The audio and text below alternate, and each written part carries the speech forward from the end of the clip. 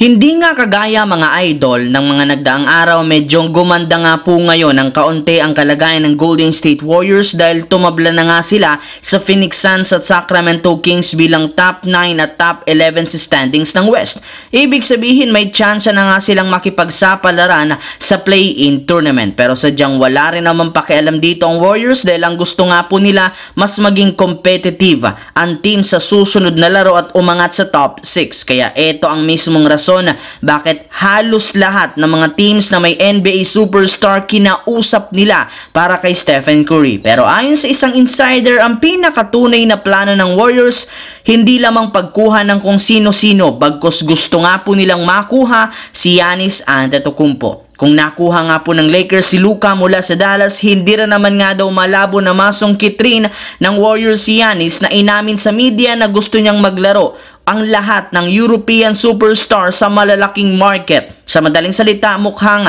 may balak rin naman si Giannis na lumipat ng ibang team kagaya ng Golden State Warriors na gusto niyang sunod na paglaruan. Samantala, bago pa magsimula ang laro ng Lakers at Clippers, inanunsyo na nga dito na hindi muna maglalaro si Luka Doncic dahil sa injury. Kailangan pa nga nito ng ilang araw na pagre-recover at pagpapakondisyon ng ilang mga laro at syempre posibleng mangyari nga ang debut game nito sa February 9 laban sa Indiana Pacers. Kaya magtsatsaga muna nga daw si Coach Redick sa kanilang undermanned lineup, pero hindi rin naman problema yan dahil marami rin naman silang mga players na kaya mag-step up.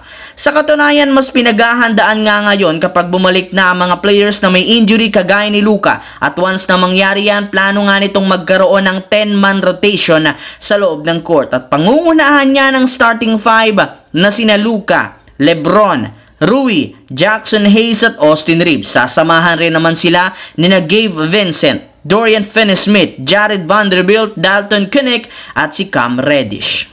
Sa kabilang banda, 2 araw ang nakakalipas mula nang maging successful ang trade ni Anthony Davis at Luka Doncic. Sumama na nga si Davis sa road trip ng Dallas. Na-meet na rin naman ito ang kanyang mga bagong kakampi. Pero sa kabila niyan, hindi pa rin naman ito nakapaglaro laban sa Philadelphia 76ers since kakailanganin pa nga nito ng kaunting araw para makarecover sa injury. Hindi syempre mukhang hindi basta-bastang magagamit ng Dallas Mavericks ang kanilang bagong big man. Pero ayon sa balita, wala rin naman dapat ipag-alala sa kalagayan nito dahil inaasahan na makakapaglaro na siya next game laban sa Boston Celtics.